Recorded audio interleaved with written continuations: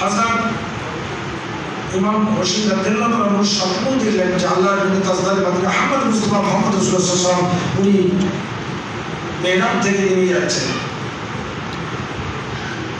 এই ইশারায় বুঝলেন যে আমাকে এই খেলাফত ত্যাগ করতে বলেছেন আল্লাহর নবী। আল্লাহ এবং আল্লাহর রাসূলের ইচ্ছা, আল্লাহর নবী ভবিষ্যৎবাণী করেছেন। আল্লাহর রাসূলের ভবিষ্যৎবাণী কখনো এদিক ওদিক হবে না। হযরত ইমাম হোসেন রাদিয়াল্লাহু তাআলা যখন আল্লাহর নবী শিশুকে কোলে দিলেন, কোলে নিয়ে খুশি হলেন, কিন্তু ওনার চোখে দরদর করে জল পানি উড়িয়ে দিতে বলছেন, ইয়া রাসূলুল্লাহ ইয়া নবী আল্লাহ, আপনি খুশি হয়ে কাঁদছেন কেন? তো বলছেন, এইমাত্র জিবরিল আমাকে বললেন এই আমার কালিজার টুকরো এমন একদিন আসবে কারবালা প্রান্তরে শাহাদাত বরণ করবে। হযরত ফাতেমা জোহরা রাদিয়াল্লাহু বলছেন, ইয়া রাসূলুল্লাহ ইয়া নবী আল্লাহ ইয়া হাবিবাল্লাহ, সেদিন কি আমরা কেউ থাকবো না দুনিয়ার বুকে? আপনি থাকবেন না? তাদের পিতা শরীফুল আলী হায়দার কি থাকবেন না? উনি বলছেন, মা আমরা সবই দুনিয়া থেকে আল্লাহর ডাকে সাড়া দিয়ে আল্লাহর দরবারে হাজির হয়ে যাব। এইমাত্র জিবরিল আলাইহিস সালাম কারবালা প্রান্তরের সঞ্চিনের একটা মাটি শিশিরে ভরে নিয়ে আসলেন। তাতে আমি হযরত ইমাম হোসেন রাদিয়াল্লাহু তাআলার খুদের গন্ধ পাচ্ছি। এই মাটি যেদিন রক্তে পরিণত হবে সেদিন শাহাদাত বরণ করবে।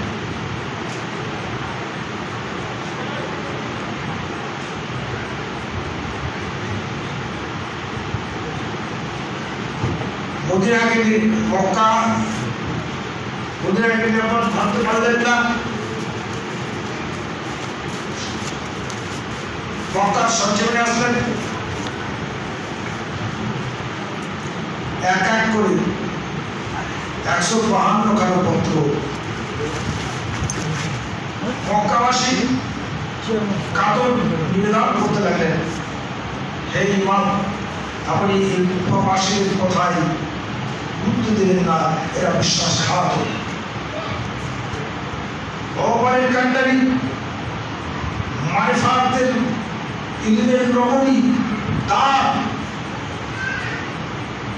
আধ্যাত্মিক গুরু, ইলমের মারিফাতের গুরু আমির মুমিনিন খলিফাতুল মুসলিমিন সৈয়দ আলী হায়দার আলী কারবালা হুজুরকে এরা শহীদ করেছে কুফার জামে মসজিদে। এদের কোথায় যাওয়া হবে না, কিন্তু শেষে এমনই একখানা পত্র লিখল, যে পত্র লিখল কুফাবাসী যে আপনি যদি না আসেন তো দিনের পতন হয়ে যাবে, আপনার নানা দিন ধর্মের পতন হয়ে যাবে, মানুষ কাফের হয়ে যাবে। এর জন্য কিয়ামত দিন আপনি দায়ী থাকবেন। শেষ পত্রে উনি কারো বাধা মানলেন, কোথায় যাবেন? মক্কাবাসী আত্মীয় স্বজন সঙ্গে বলেন, আপনি আগে না গিয়ে কাউকে পাঠান, চাচা শরীফুল আলী কারবালার চাচাই তো হয়। হযরত মুসলিম রাদিয়াল্লাহু তাআলা বললেন যে আপনি গিয়ে দেখুন সেখানকার পরিস্থিতি কি, তারা কি সত্যি আমার আনুগত্য স্বীকার করবে, সত্যি কি আমার মান গ্রহণ করবে না বোতল না। হযরত মুসলিম রাদিয়াল্লাহু তাআলা কুফার উদ্দেশ্যে যাত্রা শুরু করলেন। এই এক রাস্তার মধ্যে একটা হরিণকে খতম করা হচ্ছে, ফিরে আসেন, এসে বলছেন, হে ইমাম লোক খুব খারাপ, কুফার পথে একটা হরিণকে জয় করা হচ্ছে। উনি অসন্তুষ্ট হলেন, বলছেন আপনার জীবনের এত ভয়, 3 দিনের চর্চা উঠে যাবে, 3 উঠে যাবে, আর আপনার জীবনের ভয় আপনি ফিরে আসলেন। একটু যেন চিৎকার করলেন, উনি লজ্জিত হলেন।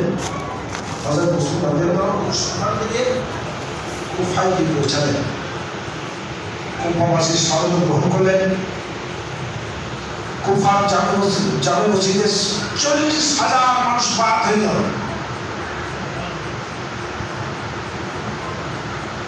সময়ের সাথে তাকে বরণ করে দিলেন। কিন্তু এটি যখন জানতে পারলো 40,000 মানুষ হযরত মুসলিম রাদিয়াল্লাহু আনহু ওকে বায়াত গ্রহণ করেছে। এক খত দিয়ে দিলেন মক্কায় যে হে ইমাম আপনি চলে আসুন, পথ পরিষ্কার। আমার কাছে 40,000 উপবাসী বায়াত গ্রহণ করেছে। তারা ইজিপ্টের আনুগত্য স্বীকার করতে রাজি নয়, ইজিপ্টের বায়াত ত্যাগ করে দিয়েছে। উনি আনন্দিত হলেন।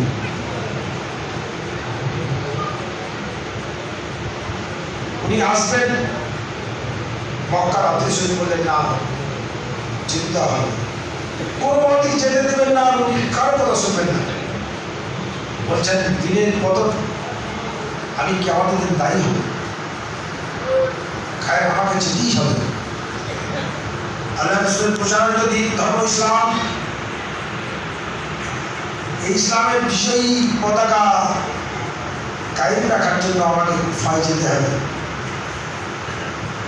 মক্কাবাসী বললেন যে আপনি যাবেন, কিন্তু সপরিবারে নয়, একাই। প্রায় 70-72 জন চিন্তাবিদরা আল্লাহ সবাই সঙ্গী হলেন। আরো অনেকে ছিলেন, কিন্তু যারা আল্লাহ, যারা চিন্তাবিদ, যারা নবীর প্রেমিক, যারা দয়াল নবীর আশিক, তাদের সংখ্যা ছিল 70-72 জন।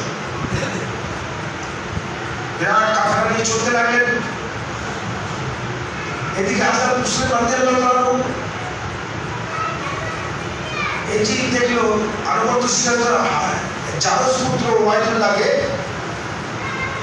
গভর্নর করে, মুখ্যমন্ত্রী করে প্রেরণ করা হলো। কিসের জন্য? যারা আক্রমণ করছে তাদের দমন প্রেরণের জন্য। হযরত মুসলিম রাদিয়াল্লাহু আনহু এবং তার দুই ছেলেকে বন্দী করে দরবারে হাজির করতে হবে। হযরত মুসলিম রাদিয়াল্লাহু আনহু কুফায় জামে মসজিদে নামাজ পড়ছেন। 40,000 মুসলিম যারা ঈমান এনেছে, যারা বায়াত গ্রহণ করেছে, যারা ওনাদের আনুগত্য স্বীকার করেছে, তাদের সংখ্যা ছিল 40,000। কিন্তু সব মিলিয়ে দেখেন কেউ নেই, তিনজন বসে আছে। তিনজন বলছেন হুজুর নতুন গভর্নর এসেছে, যারা বায়াত হয়েছে তাদের দমন করার জন্য এবং আপনাকে বন্দি করে নিয়ে যাওয়ার জন্য, তো আপনি অতি সত্ত্বে আত্মগ্রহণ করুন, আপনাকে নিয়ে যাওয়ার জন্যই আমরা আছি। আর আপনি মক্কা যেতে পারবেন না, বর্ডার সব সিল করে দিয়েছে।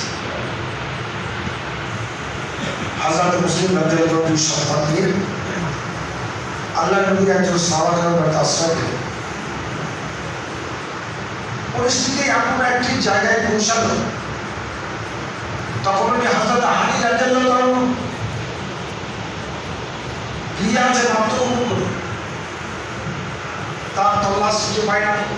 ওয়াইদুল্লাহ চিবরি তল্লাশ পায় না, ভক্তরা সব গুম করে গেছে। আল্লাহ নবী প্রেমিক যারা আল্লাহ নবী আশিক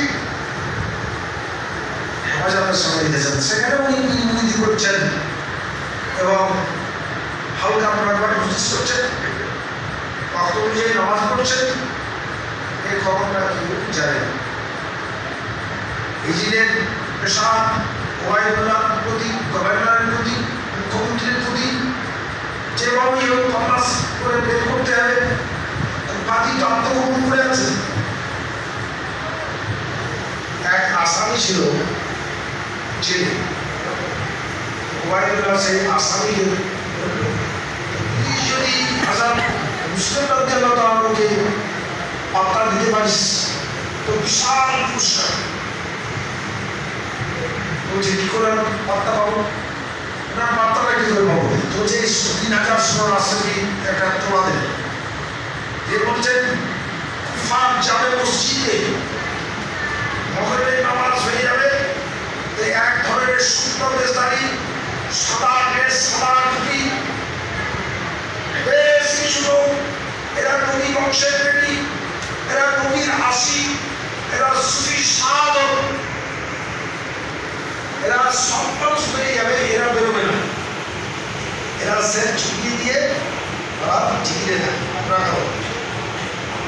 এরা অন্তত নবী, এরাই সম্মান যায়।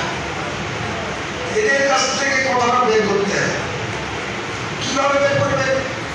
বলছে যখন নামাজ হয়ে যাবে গড়াগড়ি দিয়ে কাঁদতে শুরু আর বুকে পড়া বলি হাই আমার মতো পাবিষ্টা নিয়ে আমি এত পাপ করেছি, আজ কয়েক মাস যাব হাজার মুসলিমদের উপর সম্মান করছি, গুণাগার আমি গুণা মাফ করি না, বায়াত গ্রহণ করবো 3000 হাসপাতাল নিয়ে ঘুরছি, সোনার টাকা নিয়ে ঘুরছি, কিন্তু তার সন্ধান আমাকে মিলে না। হাই আল্লাহ পড়াঘাত করি বুকে আর গড়াগড়ি দিয়ে কাঁদছি ছটপট ছটপট।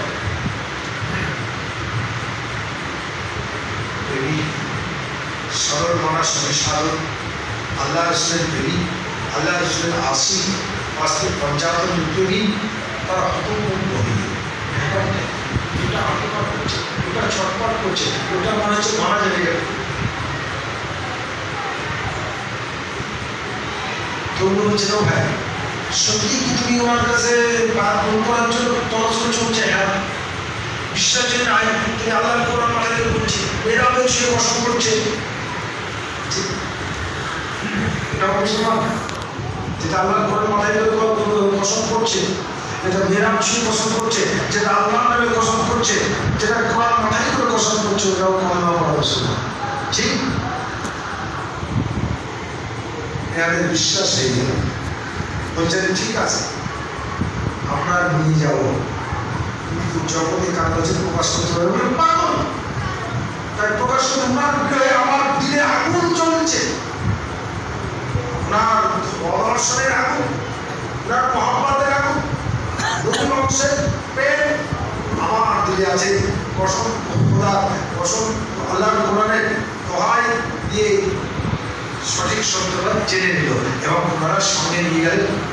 দেখেন হাজার মুসলিম বিরাট ধর্মদেশদেরকে নিয়ে, সাধকদের নিয়ে, আল্লাহ রসুল আসিফ প্রেমিকের জন্য দিনদার মুত্তাকিন সালেহিনদেরকে নিয়ে নামাজের পর হালকা মোরাকাবার মজলিস করছেন। ধ্যান করছিলাম, আমরা করছিলাম আল্লাহ আল্লাহ ধ্যান, আল্লাহ ঠিক করছিলাম, যেখানে আল্লাহ ঠিক করছেন। প্রতারক ভণ্ড চার হাত পাই হাওয়া দিতে দিয়ে হাজার মুসলিম বাদীরা তো পদকে চিহ্ন লাগিয়ে হাও হাও করে হুজুর নকল কান্না, প্রতারকের কান্না শয়তানের ধোঁকা, নকল কান্না শুনে হুজুর আজ কয়েক মাস যাব আপনার বিবাহে এমন চলছে, আমি পাগলের মতো তল্লাশ করছি, আপনার বিরাট দিলে না হুজুর বহু বেপারি আপনার আজকে আমি ইনামে বসে আপনার মনে আসতে পেরেছি, আপনি আমাকে বায়াত করে দেন, এই 3000 সোনার মুদ্রা আপনার জন্য আমি রোজানা শুরু করে বেড়েছি।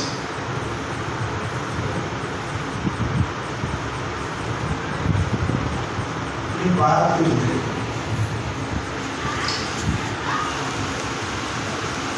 আজানের পর বড়খানের পর খাওয়া দাওয়ার সবাই নিয়োগ দিয়ে, আর ওই যে প্রতারক জেল খাওয়া আসামি সে কি খবর দেবে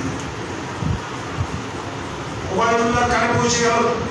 তো 250 সৈন্য দিয়ে আগে হাজার হানি রাদিয়াল্লাহু ডেকে পাঠালো।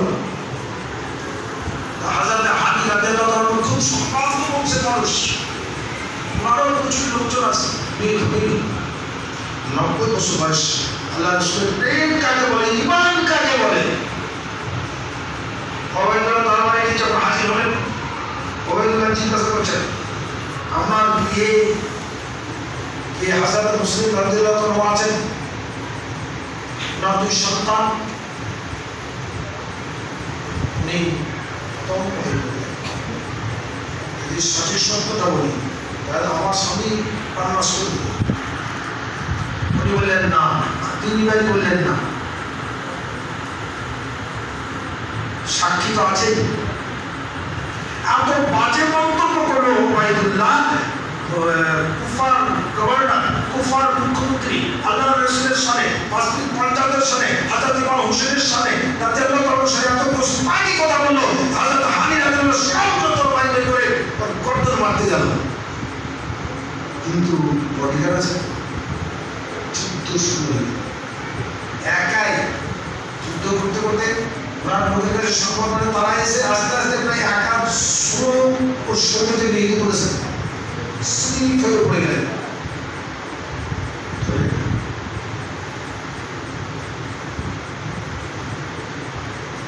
উনি বলছেন আচ্ছা আমি রাতাল বলছেন আমি কি করতে পারি এখন? বলছে এই কাফের বেঈমান, আমি রাসূলের আশিক, আমার যদি 100টা জীবন থাকতো তো আমি নবীর মহব্বতে 75 মহব্বতে 100টা জীবনই কুরবান করে দিতাম।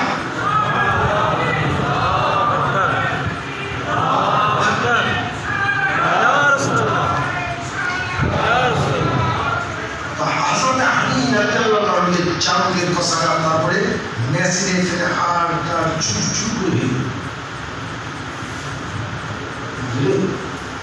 এই আওয়াজ যখন হাজরত মুসলিম রাদিয়াল্লাহু প্রচার করল, উনি যখন জানতে পারলেন নবীর আশিক, নবীর প্রেমিক, নবীর সালাকার যারা আল্লাহ রসুলের সামনে আল্লাহ রসুলের তালারি করেছেন, গোলামি করেছেন, নবীর প্রেমে দিওয়ানা তার, তিনি যখন এইভাবে সংসারে শহীদ হয়েছেন উনি পাগল হয়ে গেলেন।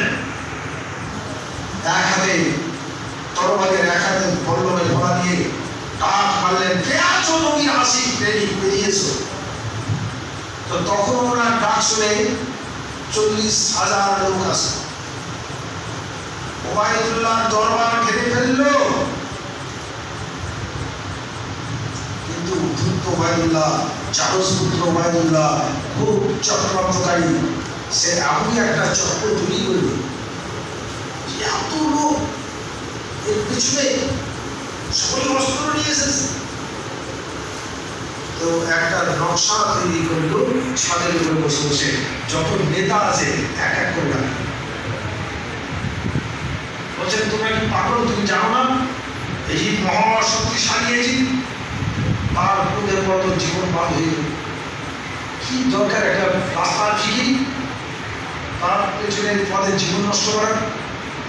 তার পেছন ছাড়ো, আপন আপন লোক নিয়ে ঘরে চলে যাও, উচ্চ পদ দেওয়া হবে, রাজকে সম্মান ভূষিত করা হবে।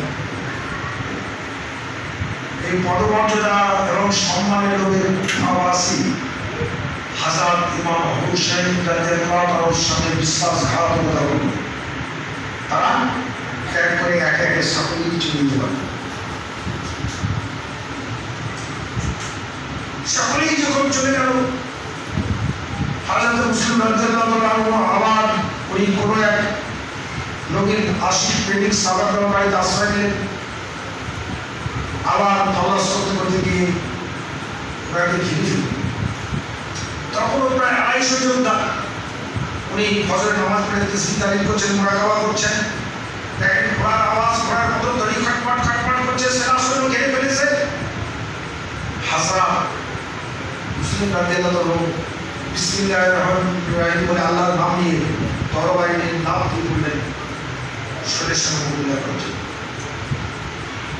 দেখা গেল 250 সৈন্য ধ্বংস করে দিয়েছে, আবার 500 সৈন্য পাবে।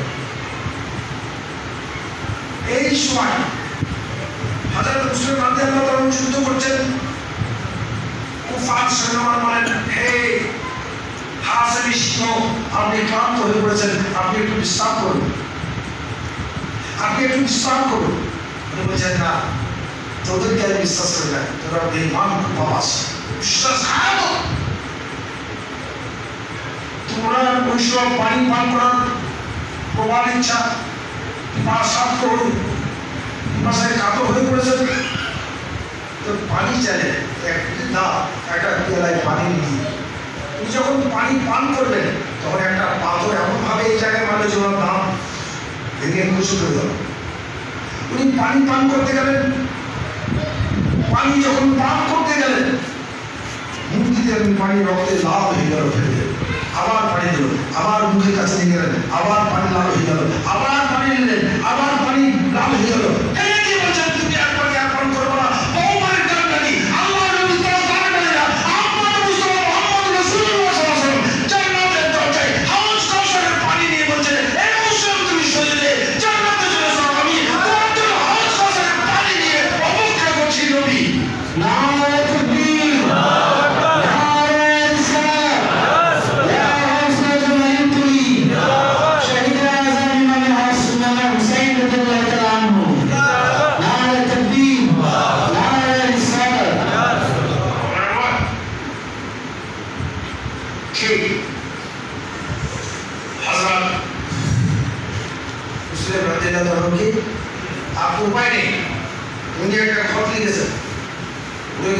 খড়টা তুমি কি পৌঁছাতে পারো? মক্কা ভূমি হযরত ইমাম হোসেন রাদিয়াল্লাহু তাআলা সাবুল ভাই চলে আসছেন, এই খড়টা যদি বাবা তুমি পৌঁছে দাও তাহলে এই জালে উনি আর জড়াবেন না। তিনি বলছেন হুজুর আমাকে ক্ষমা করুন, কোনো এই যাওয়ার কোনো উপায় নেই, একদম সিল করে দিয়ে আছে পড়া। উনি আত্মনাদ করে কেঁদে উঠলেন, সকল রয়েছে সব শহীদ হয়ে যাবেন এই চিন্তা করে হাও হাও করে কেঁদে উঠলেন। ধরে হযরত মুসলিম রাদিয়াল্লাহু আনহু যখন ধরে নিয়ে যাওয়া হলো, ওবায়দুল্লাহ দরবার কুফায় গেটে যখন ঢুকবে তখন ওই শাখা করে দিল, গর্দন মেরে দিল, ওরা মুক্তপাত করে দিল। দুই ছেলে আত্মগোপন করে আছে ভক্তের বাড়ি। বাবারা হযরত ইমাম হুসাইন রাদিয়াল্লাহু তাআলা আনহু সদল বলে কুফার প্রান্তরে হাজির হলেন। কুফার মানে আসার জন্য হাজির হয়ে গেলেন। দেখেন সেই কুফা বললেন এখানে তাম্বু থাকবে, ডাল কেটে যখন ডাল কাটবে তো ডাল থেকে রক্ত, গাছ থেকে রক্ত ঝরছে, যেখানে মাটি কুটিয়ে ফুটি তুলবে মাটি থেকে রক্ত উঠছে, বলছেন এই সেই জায়গা যেখানে আমার মারা যান দু জাহানের নবী তাজদারে মদিনা সরকারে আলম সাল্লাল্লাহু আলাইহি ওয়াসাল্লাম ভবিষ্যৎবাণী করেছিলেন, সেই কারবালা প্রান্তর যেখানে আমি সপরিবারে শাহাদাত বরণ করব সেই জায়গা। এজিদের কাছে খবর চলে এলো, সঙ্গে সঙ্গে 30,000 সৈন্য দিয়ে ঘিরে দেওয়া হয়েছে। 7,500 আলেম ছিল যারা ঘিরেছিল, তার মধ্যে মৌলানা এবং হাফেজ সংখ্যা ছিল 7,500। যারা নববংশ ধ্বংস করেছে তাদের নেতৃত্বে মৌলানা ছিল, হাফেজ কারি ছিল, আল্লামা উপমুক্তি ছিল। হ্যাঁ,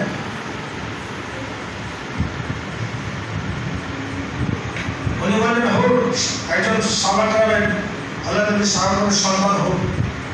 সাহাবাকে বললেন আমি তুমি কি ভগবানের কান্ডারি আল্লাহ নবীর সহায়তার আশা করবে না? উনি যেভাবে বললেন আমার কোনো উপায় নেই, আমি আপনাকে ছেড়ে দিই, ইজিদের কাছে শাস্ত্রবাবু ভাইয়ের পদ আমার থাকবে। হযরত ইমাম হোসেন রাদিয়াল্লাহু আনহু যেভাবে বললেন উনি বললেন ঠিক আছে, তবে একটা কাজ করুন, আজকে রাত্রে আপনি সকালবেলায় চলে যাবেন, আমরা একটা চিন্তা থাকবো, আমরা এই চিন্তা করবো কখন চলে গেছে আমরা বুঝতে পারবো। কিন্তু আল্লাহ নবীর ভবিষ্যৎবাণী সারা ঘুরতে ঘুরতে পথ ভুল করে আবার সকালবেলায় কুফার প্রান্তরে হাজির হয়েছে। বলছেন সেই কুফার প্রান্তর সকালবেলায় আর পালিয়ে যাওয়ার চেষ্টা করে লাভ কিছু হবে না। এখানে বিফল খারাপ ঘর নির্মাণ করো, বিপদ সপরিবারে ভক্তদেরকে নিয়ে সেখানে অবস্থান করতে লাগলেন। পানি বন্ধ করে দেওয়া হবে,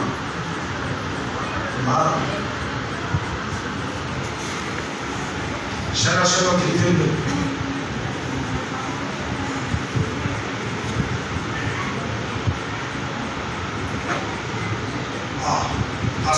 আসরা রাত্রি এই রাত্রি বলছেন আমাদেরকে মন খুলে ভাড়া করে দিতে হচ্ছে। ইজিদের সেনাপতিকে বললেন আজকে রাত্রে আসরা রাত্রি আমরা সকলেই ক্লান্ত উপবাস, খাদ্য খাবার নেই, পানি নেই, উপবাস বোঝা, তো সারা রাত্রি মন খুলে ইবাদত করবো, কালকে জুম্মা নামাজ জুম্মা বাদ যা করবা তাতেই কাজে, তোমাদের ইচ্ছা মতো করতে পারবে, কিন্তু আমার ইচ্ছার বিরুদ্ধে যদি করো তাহলে অ্যাক্টিভ হয়ে যাবে। আমি যদি নদীর দিকে চেয়ে দৃষ্টিপাত করে নদী শুকিয়ে যাবে।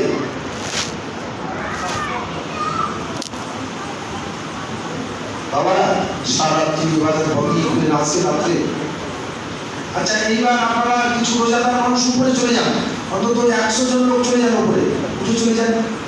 আমি সব নামাজের পর এই নামাজ হয়ে গিয়েছে, আমি আলোচনা করবো ইনশাআল্লাহ। তো যাই হোক, আপনারা কিছু লোক চলে যান উপরে, খাওয়ার জন্য চলে যান, খাওয়ার জন্য চলে যান। সেদিন আলেম ছিল, এই জিদিই বলবেন। আজ এক ধরনের আলেম হচ্ছে এই জিদকে কাফের বলা যাবে না। এক ধরনের মওলানা হচ্ছে এই জিদকে কাফের বলা যাবে না। আমার এই দিন আপনারা শুনেছেন ফেরাউনকে কাফের বলা হয়, ফেরাউনকে এই দিন একজন নেটের মওলানা বলছে যে ফেরাউনকে কাফের বলা যাবে না, ফেরাউন আল্লাহ মানুষ ছিল, যার দোয়া আল্লাহ কবুল করতেন। দেখবেন এই সাথে আমি ডাউনলোড করে দিয়েছি।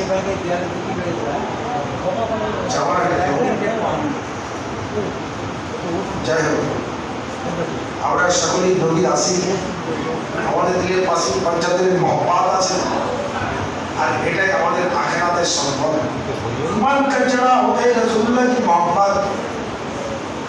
ইমানের পূর্ব শর্ত হচ্ছে আল্লাহর নবীর মহব্বত দিকে পর্যাপ্ত পরিমাণে থাকা। নবীর প্রেম যার নেই, পঞ্চায়েতের মহব্বত যার দিলে নেই, খোলাফায়ে রাশিদিনদের মহব্বত নেই, পঞ্চায়েতের মহব্বত নেই, সমাজের মহব্বত নেই, এই দিলে ইসলামের কিছু আল্লাহ নবীর মহব্বত অবশ্যই পরিমাণে আসার জন্য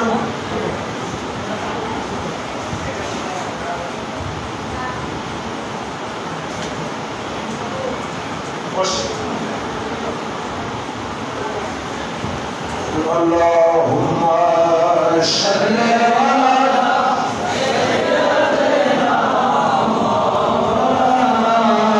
محمد وعلى آل سيدنا مولانا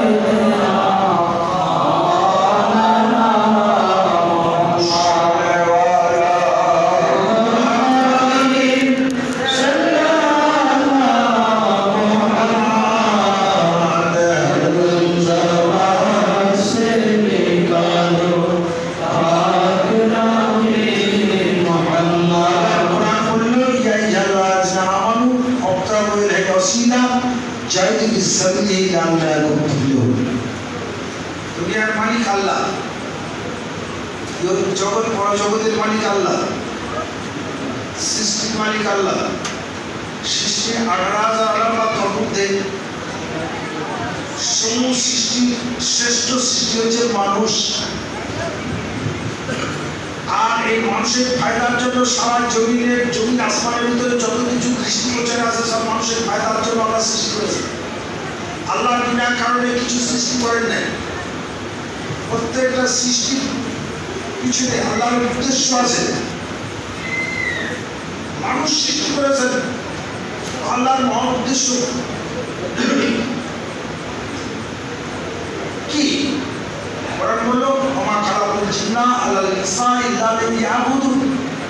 আমি জিন ইনসানকে সৃষ্টি করেছি ইবাদতের জন্য, বন্দেগী করার জন্য, তাবেদারি করার জন্য, আল্লাহর গোলামি করার জন্য, আল্লাহর দাসত্ব করার জন্য, আল্লাহর গুণকীর্তন করার জন্য, আল্লাহর ঝি আজগার করার জন্য। মানুষের ফায়দার জন্য আল্লাহ যেগুলো সৃষ্টি করেছেন আসমান জমিনের ভিতরে,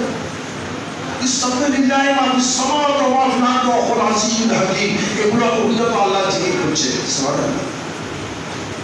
আকাশ জিকির করছে, চন্দ্র সূর্য নক্ষত্র, পাহাড় নদী, বট বৃক্ষ, জীব জানোয়ার, তৃণ পর্যন্ত আল্লাহ জিকির করছে, জমিন আল্লাহ জিকির করছে। কোরআন বলে ইউসাবিল্লাহি মা ফিস সামাওয়াতি ওয়া মা ফিল আরদি ওয়া হুয়াল আজিজুল হাকীম। আমরা শুনতে পাই না তো? জি, নবী জাহান বলেন বরং যখন চিৎকার করে ও শয়তান দেখে, কারা বরং যখন চিৎকার করে ফেরেশতা দেখে, কারা যখন চিৎকার করে শয়তান দেখে। কিন্তু আমরা আসলামী মাখলুকাত, না শয়তানকে দেখি না কাদাকে দেখি, ফেরেশতাকে দেখি, ঠিক দেখতে পাই না তো? শুধু আল্লাহ জিকির করছে, শুধু তো উপায় না।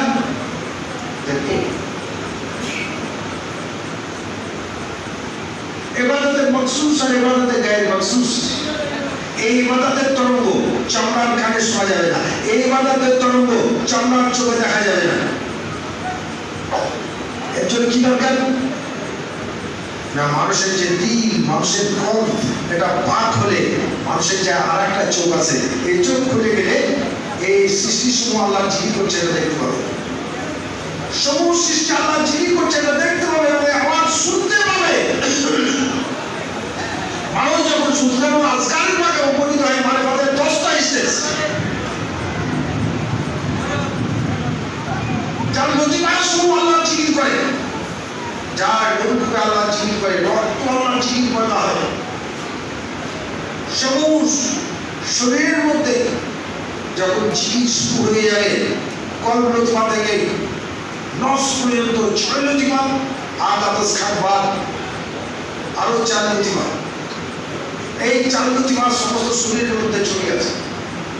সমস্ত লতিমা 10টা লতিমা যখন জারি হয়ে যাবে, দেহ নাপাক হবে আর দিল নাপাক হবে, দেহ ঘুমাবে দিল আর ঘুমাবে। বন্ধুরে মাওলানা নবী রহমাতুল্লাহ বলেছেন, আল্লাহ গো তুমি আমাকে এত সময় কাট দিবে না, আমাকে এত সময় করবে, তোমার দরবারে হাজির করবে না, আমি যতদিন তোমাকে জানতে না পারবো, যতদিন তোমাকে চিনতে না পারবো, যতদিন তোমাকে দেখতে না পারবো, যতদিন তোমাকে বুঝতে না পারবো, ততদিন জানো আমাকে তুমি ডাকিও না। আল্লাহ নাম করে বললেন, ও নবী আমাকে যারা জানে তারা আর মরে না, তাদের আর মৃত্যু হয় না।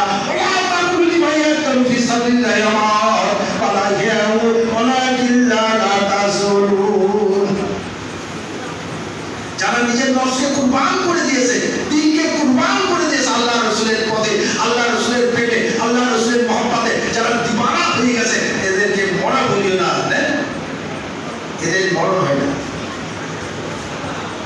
এটা কখনো মৃত্যু নয়। আমরা জিকিরটা লপ্পায়াত করুন, যেদিন মৃত্যু, যেদিন আল্লাহর স্মরণ হয় না, যেদিন আল্লাহ জিকির হয় না, যেমন আমাদের দিলে আল্লাহ জিকির হয় না, আমরা সুবহানাল্লাহ আমাদের দিল বলে না, লা ইলাহা ইল্লাল্লাহ আমাদের দিল বলে না, কালেমা শরীফ আমাদের দিল পড়ে না, নামাজে খোদাকে সাজদা করে না, আমাদের দিল মৃত্যু দিল। আর এই দিল যাদের ইসলাম হয়ে যায়, এই দিলে যাদের আল্লাহ রাসূলের মহব্বতের জোয়ার আছে, দিল ধরে আল্লাহ রাসূলের প্রেমের তুফান ওঠে, এটা সদাই পবিত্র। যে মানুষকে দেখে ইবাদত হয়ে যায়, যে মানুষকে দেখে মহব্বত জাগলে গুনাহ মাফ হয়ে যায়, যাকে দেখে মহব্বত জাগলে আল্লাহ খুশি হয়ে যায় এবং গুনাহ মাফ করে দেন এবং নেকি লিখা হয় আল্লাহ হয়, ওই ব্যক্তি। জান্নাত পাসমূহ জারি আছে,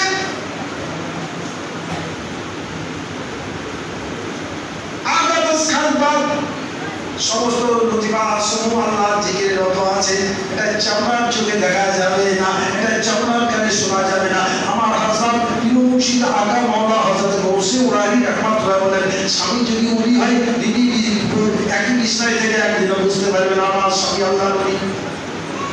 স্ত্রী যদি আল্লাহর ওলি হয়ে যায়, স্বামী বুঝতে পারবে না যে আমার স্ত্রী আল্লাহর ওলি হয়ে গেছে, বুঝতে পারবে না। কিন্তু মারিফাত শব্দ মারিফাতই কবুল, আল্লাহ রাসূলের প্রেমের কারবারে যারা আল্লাহর সঙ্গে ওলির যে প্রেমের কারবার, আল্লাহর সঙ্গে ওলির যে সম্বন্ধ, এটা বোঝা যাবে না। কতক্ষণ বোঝা যাবে না? যতক্ষণ তার সঙ্গে মাখামাখি মহব্বত তৈরি না হবে। তাই আল্লাহ নবীকে জানতে গেলে কি করতে হবে? আল্লাহ নবীর মহব্বত আনতে হবে। কতটা মহব্বত আনতে হবে? লাইন মিন ওয়াহাদাকুম হাত্তা কুলাহি বাইলাহি মিন ওলাদি ওয়ালিদি ওয়া আলা নাস আজমাইন। স্ত্রী পুত্র হতে, সন্তান সন্ততি হতে, পার্থিব সমস্ত সম্পদ হতে, আল্লাহ নফসি আজমাইন নিজের জানা মুখে নবীকে মহব্বত না করা পর্যন্ত ইমানদার হবে না, মুমিন হবে না, মুত্তাকিন হবে না, সালিহিন হবে না, দিনদার হবে না, সত্যবাদী হবে না, সৎকর্মশীল হবে না, সদাচরণকারী হবে না, সত্যশ্রী হবে না, নীতিমান ইসলাম হবে না, চরিত্রবান হবে না, দয়াশীল ক্ষমাশীল হবে না, ধৈর্যশীল হবে না, মন ধৈর্যশীল হবে না, মন খোদাকে জানতে পারে না। তাই নবীর প্রেম আসা অবশ্যই। কোরআন বলে কুল ইন কুনতুম তুহিব্বুনাল্লাহ ফাত্তাবিউনি ইউহিব্বুকুমুল্লাহ ইয়াগফির লাকুম যুনুবাকুম ওয়াল্লাহু গফুরুর রহিম। আল্লাহ বলে নবীকে আপনি বলে দিন, যদি আল্লাহকে কেউ মহব্বত করতে চায় কি করে মহব্বত করবে? আল্লাহকে তো জানে না, আল্লাহকে তো চিনে না, আল্লাহকে তো বোঝে না, আর আল্লাহ সম্পর্কে মানুষের ধারণা থাকে না। এমনকি আলিম ওলামা মুফতি মুহাদ্দিস হাফেজকারী কারো না, শিক্ষিত অশিক্ষিত কোনো মানুষের আল্লাহ সম্পর্কে কোনো ধারণা নাই এবং ধারণা দিতে পারবে না। এখন একটা বিতর্ক উঠেছে, নেটে দেখা যায় এক ধরনের আলিম বলছে আল্লাহ আকরি, আর এক ধরনের আলিম বলছে নিরাকার। আল্লাহকে তো কেউ জানে না, জি আল্লাহ একজন আলিম বলছে ছি ছি ছি ছি, তোবা তোবা, আল্লাহকে আকরি করলে কাফের হয়ে যাবে। আল্লাহ নিরাকার। একজন আলিম বলছে না আল্লাহর হাত আছে, জি বুখারী শরীফে 6666 নম্বর হাদিস শরীফে আল্লাহ পাকের রাসূল বলেন যে আল্লাহ বলেন নফল ইবাদত করতে করতে আমার বান্দা আমার এত নিকট হয়ে যায়, আমি ওই বান্দার চোখ হয়ে যায় যে চোখ দিয়েছে দেখে, ওই বান্দার কর্ণ হয়ে যায় যে কান দিয়েছে শোনে, ওই বান্দার হাত হয়ে যায় যে হাত দিয়েছে ধরে, ওই বান্দার পা হয়ে যায় যে পা দিয়ে চলে। বুখারী শরীফে 6666 নম্বর হাদিস শরীফ। তুমি কি করে বুঝবে? তোমার জাগতিক জ্ঞান, তোমার পার্থিব জ্ঞান, তোমার সীমিত জ্ঞান, তোমার স্থূল জ্ঞান, তোমার যে এলেন এটা সীমিত এলেন, এটা বাহ্যিক এলেন, এটা সাধারণ এলেন, এটা সসীম এলেন। এই এলেনের দ্বারা তুমি আল্লাহ তত্ত্ব, আত্মতত্ত্ব, সৃষ্টি তত্ত্ব, স্রষ্টা তত্ত্ব এসব তোমার ধারণায় আসবে না। আর এর তত্ত্বের ফয়সালা দিবেন আল্লাহ বলি সর্বসমাপি কওমি পেলেন না, সর্বসমাপি কওমি কালাম নবী ফি মাআতিহি, যারা বেলায়েত কামিল, যাদের সঙ্গে আল্লাহ নবী শিরা বিনিময় হয়ে গেছে, যারা ফারাফিল রাসূল, যারা ফারাফিল্লাহ পাকাবুল্লাহ, যারা ফারাফিল সাহেব, যারা ফারাফিল রাসূল, যারা ফারা পাকা হাসিল করিয়াছে, যারা মারিফাত থেকে মারিফাতুল্লাহ হাসিল করিয়াছে, যারা সিয়াত মারিফাত তরিকা হাকিকতে পারদর্শিতা উৎপত্তি অর্জন করিয়াছে, চাই প্রকারের ইলম যাকে আল্লাহ দান করেছেন, সে ছাড়া আল্লাহ সম্পর্কে কোনো ধারণা জগৎবাসীকে দিতে পারে না। ধারণায় জন্মাবে না, কল্পনা করে রটনা রচনা এগুলো সঠিক হবে না, আর সঠিক না হলে গুনাহ কাবিরা হবে। খালি আল্লাহ সম্পর্কে ধারণা, আল্লাহ সম্পর্কে গবেষণা বাহ্যিক জ্ঞানের দ্বারা হবে না। অনেক মানুষ আমার গবেষণা করে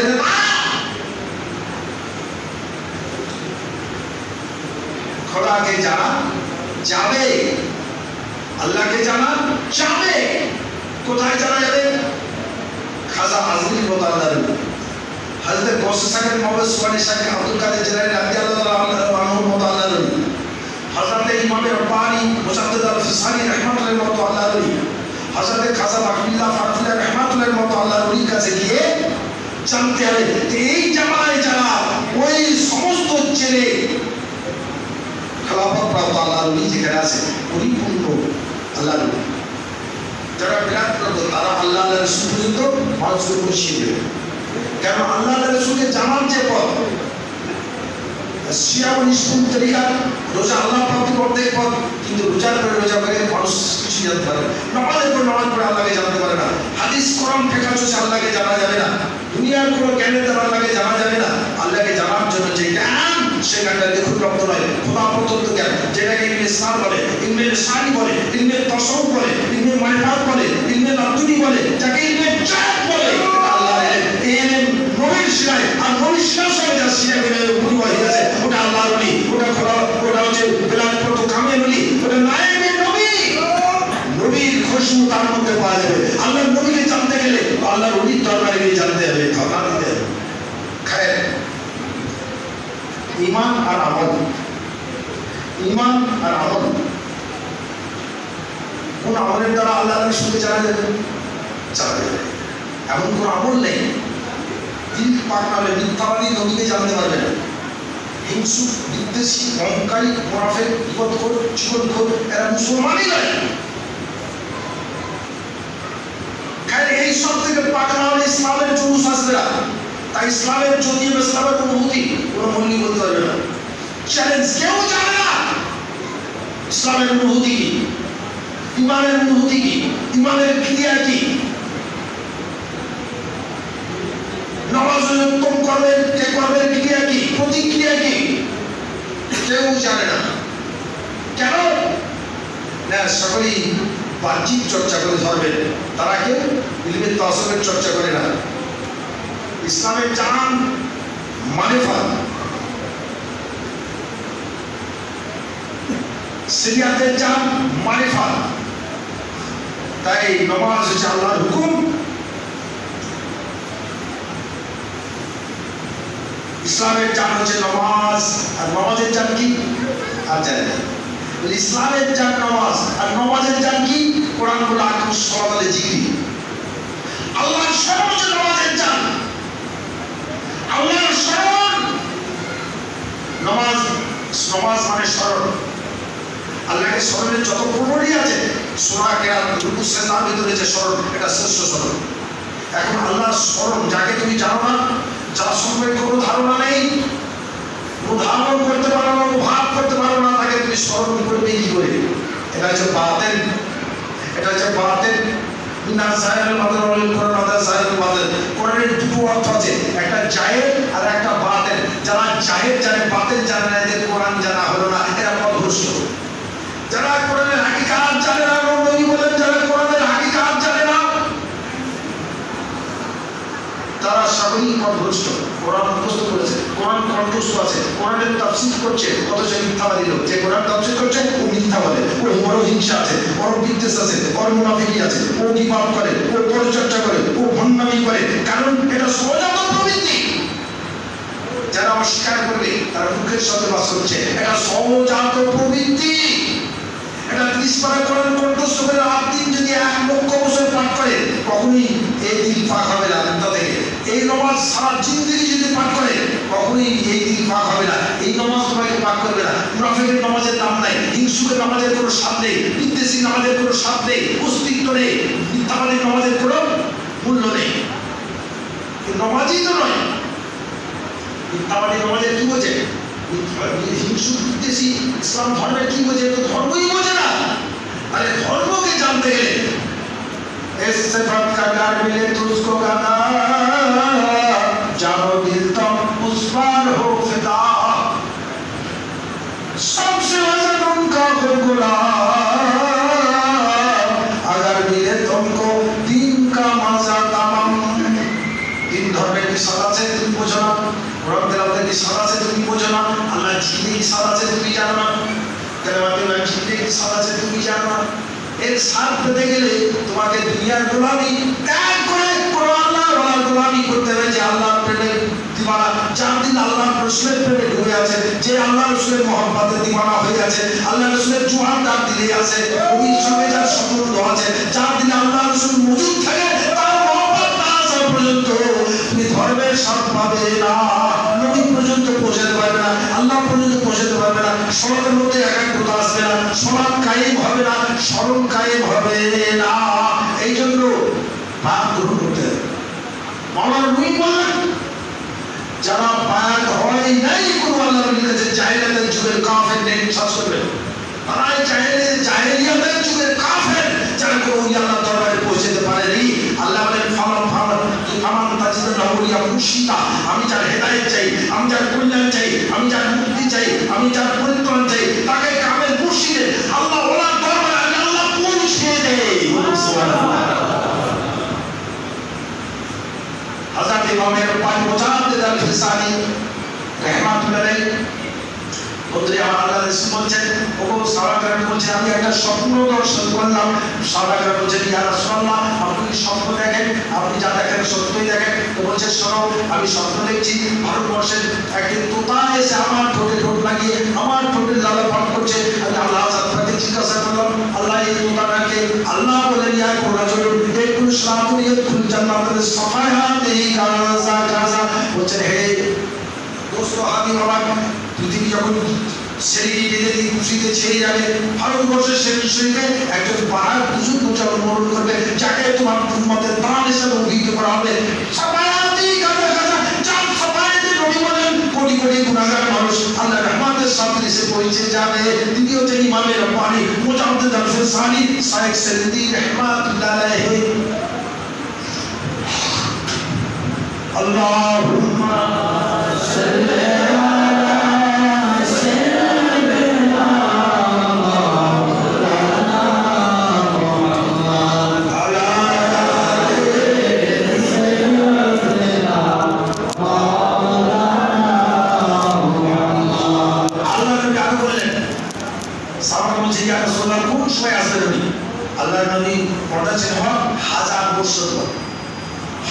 বছর পর ভারতবর্ষের সেই ভারতবর্ষের দুই জালিম বাদশার পিরিয়ডে একটা বাদশা আকবর আর বাদশা জাহাঙ্গীর, এই দুই জালিম বাদশার পিরিয়ডে আজকে আল্লাহ নবী ভবিষ্যৎবাণী বলেছেন। তিনি এসেছিলেন না আমরা ওই তরিকায়, তো উনি কি বলেন, উনি বেলাতে সোকরা এবং কুবরা রিসালাত কারিমাতে দরজায় উপনীত হলেন 17 বছর বয়সে, মাত্র 17 বছর বয়সে। আল্লাহ বলেন রব্বুল আলামিন আমার কি হবে, আর আমি কাবিরা গুনাহগারে জানান করবো তার কি হবে, আমার তরিকা যারা বাদ হবে তাদের কি হবে। আল্লাহ বলছেন গাফারতুল্লাহ ওয়া তাওয়াসসালাকা বিওয়াসিতাতিন আওয়াবি গায়রি ওয়াসিতাতিন ইলা ইয়াউমিল কিয়ামা। হে মুজাদ্দিদ, তোমাকে কিয়ামত পর্যন্ত মাফ করে দিলাম। তুমি কোন কাবিরা গুনাহগারে জানাজা পড়লে তোমার সম্মানের জন্য তার গুনাহকে মাফ করে দেবো। তুমি কোন কাবিরা গুনাহগারের কবরে আযাব হচ্ছে, কবরের পাশ দিয়ে যদি তুমি হেঁটে যাও, তোমার সম্মানের জন্য কবরবাসীর গুনাহকে আমি আল্লাহ মাফ করে দেবো। আর যারা দুনিয়ার বুকে তোমার দিদার করবে, তোমার তরিকায় দাখিল হবে, তারা দুনিয়ায় যাবে জান্নাতে যাবে। উনি বলেন অবগত হওয়া আবশ্যক। আল্লাহ রাসূল পাকের সহজ সরল তরিকা হচ্ছে আখেরি তরিকা, ম্যাক্সিমাম মুজাদ্দিদের তরিকা। প্রত্যেকটা তরিকা সর্বোচ্চ নফসের করে, নফস হচ্ছে জুলমাতের বস্তু, নফস হচ্ছে জুলমাতের বস্তু। এই নফসের ইসলাম করার জন্য কাউকে 30 বছর, 40 বছর, 50 বছর, 60 বছর 2000 পোশাক মেহনত করতে হয়েছে। আমার হাসানের এই তরিকা হচ্ছে ম্যাক্সিমাম মুজাদ্দিদের তরিকা। এর সবক হচ্ছে দিলের উপরে, দিল হচ্ছে নূরের তৈরি, আর আল্লাহ নামের জিকিরে নূর পয়দা হবে। এই তরিকা ঠিকভাবে যদি বুঝতে পারে আর তরিকার আকায়েদের উপরে নিজেকে কায়েম করতে পারে, তো তরিকাদের তত্ত্বের উপরে যদি ইয়াকিন থাকতে পারে, তুরন্ত দিলের ফায়দা আসবে, দিলে ইসলাম আল্লাহর জিকির চালিয়ে দিল পাক হয়ে যাবে। বুঝতে হবে এটা সব মহব্বত দেখে। আমার হযরত গৌস ইব্রাহিম রহমাতুল্লাহ বলতেন এই मोहब्बत का मामला खुदाई मामला, ये दुनिया में मामला नहीं है। जी अल्लाह के पाक जब हजरत साफरी रहमान अलैहि जी मां बोलेन 3 খানা রুটি আর 1 লোটা পানি, জঙ্গলি পানি, 12 বছর পর্যন্ত আল্লাহ দান করার জন্য 6 মাসের মধ্যে থাকতে পারলো না, ফিরে আসে। চুল দাড়ি 6 মাসের মধ্যে একা হয়েছে। মা বলছেন বেটা এই 6 মাস তুমি কি খেয়েছিলে? মা 3 দিনে তো 3টা রুটি খেয়ে ফেলেছি। তারপরে গাছের ফল, গাছের ছাল, গাছের পাতা খেয়ে 6 মাস কাটিয়েছি। একটা চর পানি তো লেগেছে, চুল ধরে কাটলো, হ্যাঁ লেগেছে। মা যাও 1 লোটা পানি আর 1টা রুটি জঙ্গলে, কোনো বৃক্ষ হাত দেবে, কারণ তাদেরকে লাগবে। রুটির সামনে রেখে আল্লাহ জিকিরে 12 বছর কাটিয়ে দেয়। আল্লাহ পাওয়া সম্ভব হয়। আল্লাহকে পাওয়ার জন্য, আল্লাহ পাওয়ার ইস্তিয়ার, আল্লাহকে পাওয়ার জন্য উপরে পা বেঁধে ঝুলে গেলেন। আল্লাহ জিকির করছেন 12 বছর। আল্লাহ পরীক্ষা নেবেন। জিবরিল আলাইহিস সালাম কাঁদতে এসে বলছেন ভাই সাবরি, আমি বহুত ক্ষুধার্ত, আমি তোমার কাছে খাদ্য চাইছি। তো বলছেন কাকে? বলছেন ভাই আমার তো কোনো খাবার নেই। তো বলছেন তোমার চোখ খাবো। তো একটা চোখ নিয়ে চলে। আল্লাহ বলেন চোখটা রেখে দেওয়া আছে বলে, এটা আমার প্রেমিকের চোখ, এটা আমার আশিকের চোখ, ঠিক আছে জানো তো। তো হাজার সাহেব 12 বছর জ্ঞান কাটালেন, আল্লাহ অসম্ভব হয়নি। বুঝলেন অসীমা দরকার, অসীমা দরকার। তো আল্লাহ নবী তালাশ করতে করতে নদী লঙ্ঘন করেন। হযরত আবু আলী কালেদের রহমাতুল্লাহ দরবার, ওই দরবারে যাওয়ার জন্য উনি কাগজের কিস্তি ভাসালেন। কিস্তি যখন চলে যাচ্ছেন তো আবু আলী কালেদের রহমাতুল্লাহ দেখছেন আমার দরবারে সাফরিদ আসছে, কিন্তু বারবার 24 বছরের সাধনা। সাফরিদ কামিয়ে হাসিল করতে পারেনি, কিন্তু এই যে 24 বছর সাধারণ কারামাত দেখাতে পারে, এটা তার কারামাত, আল্লাহ দিয়েছেন। তো কাগজের কিস্তিতে চেপে চলে আসছে, কাগজের কিস্তি এত ওকে দীক্ষা দেওয়ার মতো, ওকে বার্তার মতো যোগ্যতা হবে। আল্লাহ করলে আল্লাহ আমার কিস্তিটা ফ্রি দাও, আমার সম্মান রক্ষা করো। কিস্তি ঘুরতে লেগেছে, কিনারায় চলে আসছে। তো বলছে আমার কিস্তি তো আমি আল্লাহ নামে ছেড়েছি, এই কিস্তি তো ঘুরবে না, এই কিস্তিটাকে কে ঘুরিয়ে দিল কত করে। তো আমি খুঁজতে খুঁজে দেখেন হাজরত আবু আলী কালান্দার রহমাতুল্লাহ ওই জানলা দিয়ে দেখছেন আসতে পারছে কিনা, ঘুরে যাচ্ছে।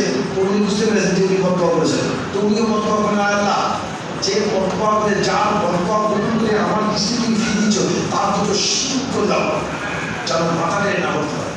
আল্লাহ আমার দোয়া কবুল করলেন, তুমি শিখ হইলেন, মাথা টেনে ধরতে পারছেন না। উনি বিপদে পড়লেন, যে মাথা টেনে ধরতে পারে তো সাফরিদের কারাবার, তো সাফরিদ তো আল্লাহ কবুল করে নিয়েছে। তাই আবদুল্লাহ আমার কিস্তি আমার কিনারে ভিড়তে থাকে। উনি দোয়া করলেন, বলছে বলে বাবা সাফরিদ তুমি কি জন্য এসেছো? বলে হুজুর 12 বছর জঙ্গলে আল্লাহকে ডেকেছি, আল্লাহকে পাই নাই। 12 বছর আল্লাহকে পাওয়ার জন্য উপর দিকে পা করে নিচে দিকে মাথা ঝুঁকি আল্লাহ জিকির করেছি, আল্লাহকে পাই নাই। কোরআন বলেছে অশিলা অবলম্বন করতে হবে। তাই আপনার অশিলা পূরণ করে আল্লাহ রসুলকে পাওয়ার জন্য আপনার দরবারে এসেছি। বলছে এটা আমার একটা পরীক্ষা আছে, এই পরীক্ষায় যদি উত্তীর্ণ হতে পারো তাহলে তুমি পার হতে পারবে। বলে হুজুর কি পরীক্ষা? বলে এই একটা ছুরি আর এই একটা পায়রা, যেখানে আল্লাহ নাই সেখান থেকে তোমাকে একে জবাই করে আনতে হবে। হযরত সাফরি নিয়ে গেলেন, বলছেন আল্লাহ কোন জায়গায়? আল্লাহ সব জায়গায় আছে, আল্লাহ সব দেখেন। আল্লাহ কেন দেখেন? বলেন আমি পারলাম না। বলছে তারা আমার কাছে পাওয়া দেওয়া হবে। চলে যেতে লাগলেন, যেতে যেতে যেতে এরকম রাজস্থান ধারে একটা আলিশান দরবার, সেই দরবারের গেটে উঠে ধরা দিলেন। তিনি মুর্শিদের কাছে আর্জি করলেন গোলামির জন্য। বলছেন সাফরি তুমি আমার গোলামের যোগ্যতা তোমার নেই, তুমি যে আমার বায়াত হবে এই বায়াতের যোগ্যতা তোমার নেই। হুজুর কি করলে হবে? বলে শোনো আমি আজ থেকে যা বলবো তাই তোমাকে করতে হবে। বলে কি? উনি দেখলেন আমি যদি এখন 12 বছর বলি তাহলে ও হয়তো ধৈর্যচ্যুত হবে। তবে 3 বছর প্রতিদিন ফজরের সময় উজু পানি গরম করে, একদিন ফেলে হলে 3 বছর, আবার 3 বছর পূর্ণ হয়ে আসলো। আল্লাহ বলেন আল্লাহ আজকে সাফরিদের হাড়িটা ছিদ্র হয়ে যায়, যেন যথাসময়ে পানি না দিতে পারে। পানি ছিদ্র হয়ে গেল, ও আল্লাহ পানি গরম করে দিতে পারলেন না। এইভাবে 9 বছর 12 বছর যখন পূর্ণ হবে তখন আর ঘুমায় না। বলছে আমি কয়েকবারই ফেল করেছি, আজকে আমি ফেল করবো না। তো বলছেন আল্লাহ এখন বৃষ্টিটাকে তার জন্য সাফরি আগুন খুঁজে না পায়। বৃষ্টি হচ্ছে, আগুন খুঁজে পাবেন না। ওই তো আল্লাহ কবুল করেছেন। কিন্তু নদীর অপর পরে দেখছেন একটা ক্রস কোয়ার্টার, সেখানে কি করে আলো জ্বলছে।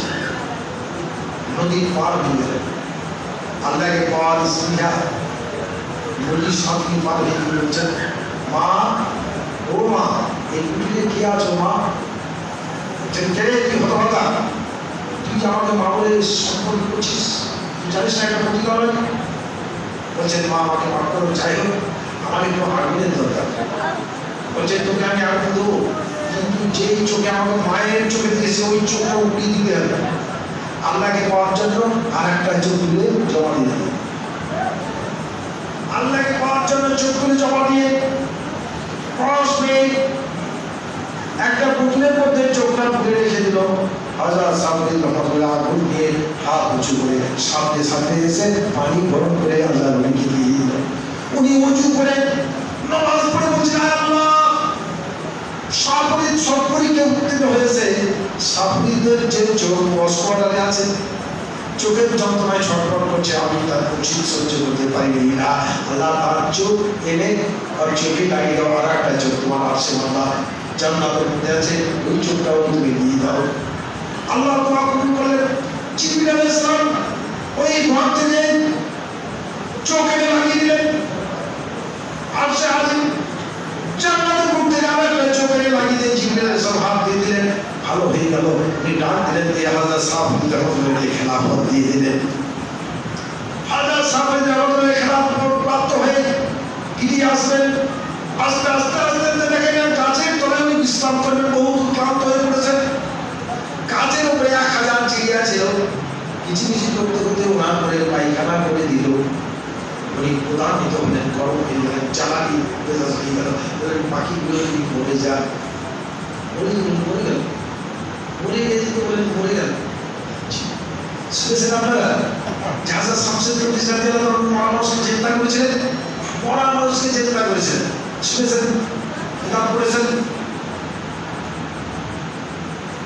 এই কিতাবটা একজন দেওবন্দি লিখেছেন।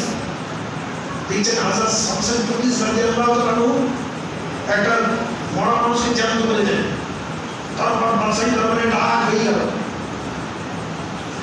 বিশাল প্রচার হয়ে গেল, যে কাজ আল্লাহ কেন করলেন।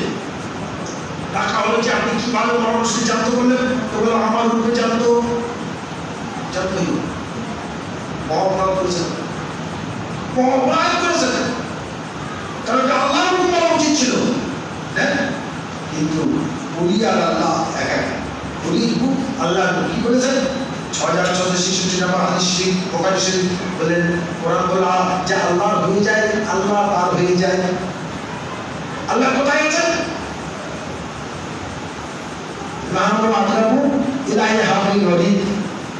আল্লাহ আছেন সার্বভৌম,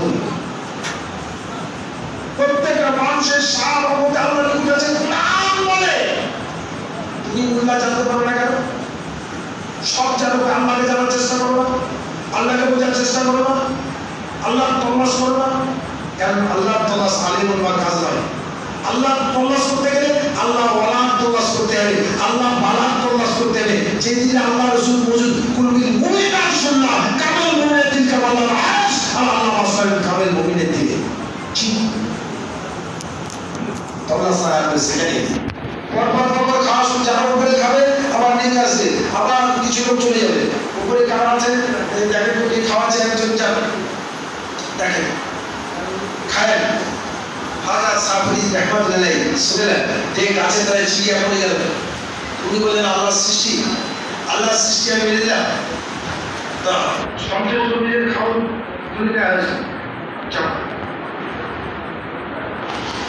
তো বললেন আল্লাহ আবার যেমন ছিল তেমন ইসলাম যান।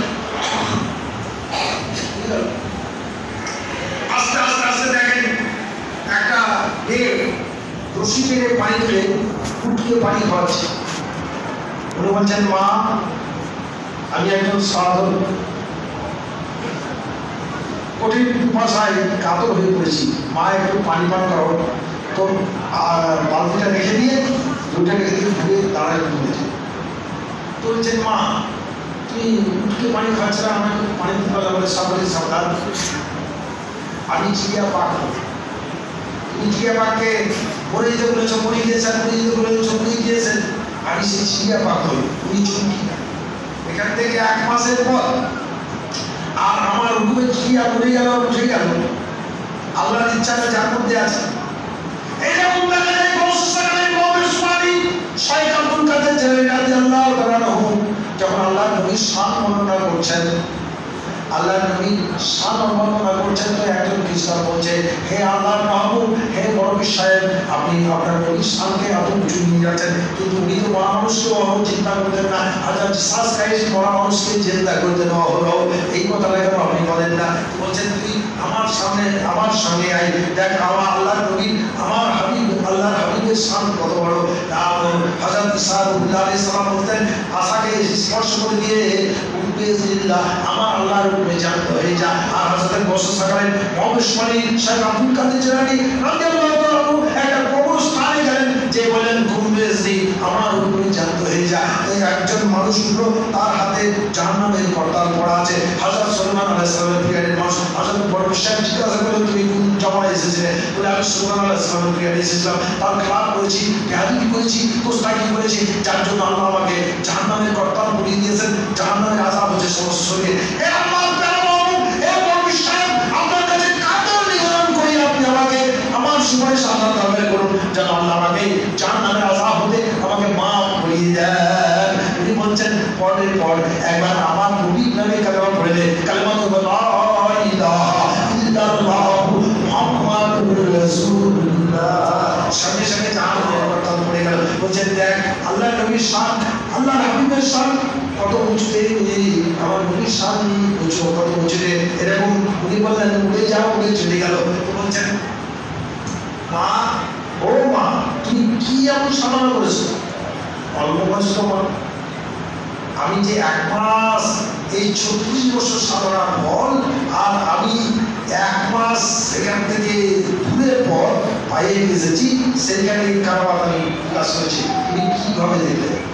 তো বলছেন সাবরি ভাই, আমি কোনো সাধনা, আমার স্বামী অল্প বয়স্ক অবশ্যই কামের দিকে বায়ান গ্রহণ করে সেই ওরা অনুষ্ঠান করে আল্লাহ মানুষ। আমার বিয়ে হলো 500 রাত্রে আসলাম, এসান নামাজ পড়ে আমার স্বামী জিকিরে বসে যায়, মোরাকাবায় বসে যায়, সারা রাত্রি কেটে যায়। আমি সারা রাত্রি হাওয়া করি আর পানি নিয়ে দাঁড়িয়ে থাকি। ফজর হয়ে যায়, আমি আমার ঘরে চলে যাই, আমার স্বামী ফজরের নামাজ পড়ে আবার মোরাকাবা শুরু করে দেয়, এই ধ্যানা বন্ধ হয়ে যায়, আল্লাহর প্রেমে দিবানা হয়ে রাত দিন কাটতে থাকে। আমি যে তার স্ত্রী, সে আমাকে পাত্তা দেয় না, আর আমি খুশি হয়ে চলে আসি। এইভাবে 12টি বছর মনে করি আজকে রাত্রে আমার স্বামী আলাপ করবে, কিন্তু রাত কেটে যায়, মনে করি এই মুহূর্তে করবে, এই মুহূর্তে করবে, এই ঘন্টায় করবে, রাত কেটে যায়। এইভাবে কাটতে কাটতে দিনের পর দিন, মাসের মাস কাটতে কাটতে 12টি বছর কেটে গেল। তবু আমি স্বামী ত্যাগ করে যাইনি, তবু ওই স্বামীর প্রতি খুঁজতে গেছি যে আমার স্বামী আল্লাহ, আমি বুঝতে পারতাম। আমার স্বামীর একদিন ধ্যান ভঙ্গ হয়ে গেল, আমার স্বামী আমার দিকে চেয়ে বলছেন তুমি কে দাঁড়িয়ে আছো? বলে হুজুর আমি আপনার স্ত্রী। বলে কত সময় দাঁড়িয়ে আছো? বলে আজকে 12 বছর প্রতি রাত্রি আমি দাঁড়িয়ে থাকি। 12 বছর দাঁড়িয়ে থাকি, এসার নামাজ হয়ে যায়, আমি এসে দেখি আপনি ধ্যানমগ্ন হয়ে গিয়েছেন, আল্লাহর প্রেমের দুনিয়ায় তলিয়ে গিয়েছেন, আপনাকে দুনিয়া আর খুঁজে পাই না। আমি স্বামীর প্রেমে আপনাকে খুঁজে পাইনি। একদিন তুই নেই 12 বছর।